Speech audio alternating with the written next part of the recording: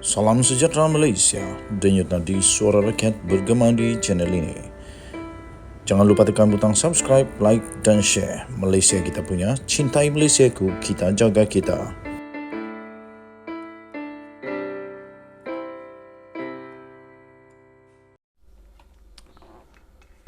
Salam sejahtera Malaysia, denyut nadi suara rakyat bergema di channel ini. Ramai yang tidak tahu, ramai rakyat Malaysia rupa-rupanya tidak tahu. Muhyiddin sebenarnya sedang dalam masalah besar kerana sebenarnya beliau telah pun didakwa di atas banyak kesalahan menghampiri separuh bilion rasuah dan salah guna kuasa, pengubahan wang haram yang memang mengejutkan.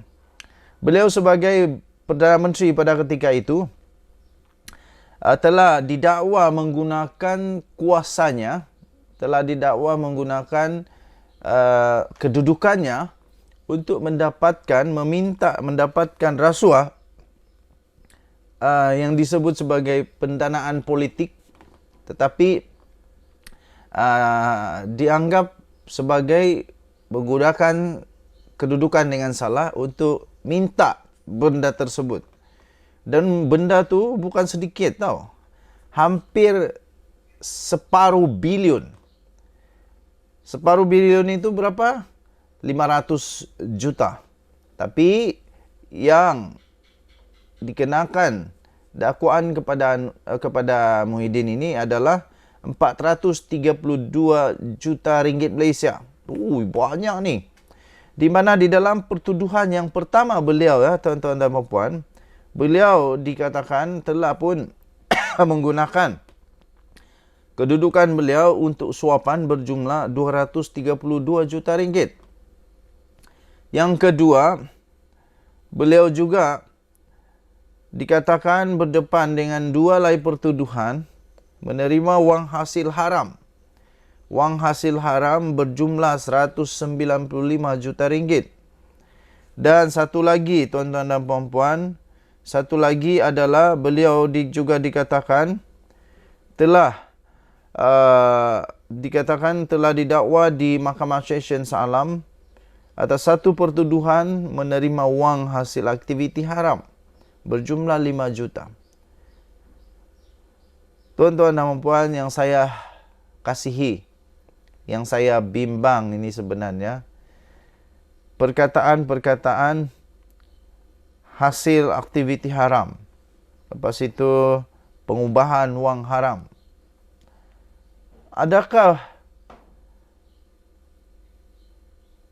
wang hasil daripada aktiviti haram itu adalah wang yang halal atau wang yang haram?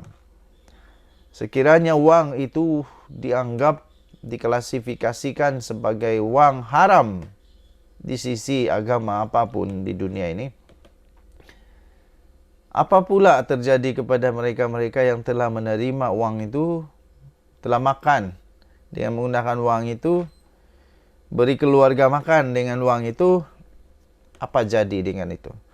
Apapun, Muhyiddin masih lagi bertungkus lumus untuk membuktikan dirinya tidak bersalah. Yang pasti beliau sudah pun didakwa di mahkamah dengan banyak pertuduhan ini. Sekurang-kurangnya ada 3 pertuduhan dan jumlah nilai wang yang dikatakan Muhyiddin telah terlibat ini bukan sedikit, tapi hampir separuh bilion, 432 juta ringgit. Patutlah ramai orang kata PPBM bersatu, PAS, Perikatan Nasional di dalam pilihan raya yang lalu, pilihan raya 15 yang lalu, ramai orang kata mereka mewah betul. Tapi saya tidak pastilah, saya tidak nampak sebab saya orang Sabah. Saya tidak nampak di Sabah sampai begitu dorang punya perbelanjaan dan sebagainya. Saya rasa biasa-biasa saja. Tapi apapun, kita mengharapkan mahkamah dapat memutuskan yang terbaik, yang adil, tanpa apa-apa gangguan dalam keadilan. Denyut Nadi Suara Rakyat bergema di channel ini. Bye-bye. Salam sejahtera Malaysia, Denyut Nadi Suara Rakyat terus bergema di channel ini. Akhirnya Istana Negara mengeluarkan kenyataan, akhirnya Istana Negara bersuara. Setelah lama Istana Negara tidak mengeluarkan apa-apa kenyataan, akhirnya Istana Negara mengeluarkan kenyataan pengumuman yang memang ditunggu-tunggu oleh rakyat Maharin, 30 juta rakyat Malaysia. Istana Negara dalam satu kenyataan baru-baru ini telah pun menafikan bahawa adanya kenyataan isu tentang integriti perkhidmatan awam. Istana Negara menafikan mengeluarkan kenyataan isu integriti perkhidmatan awam.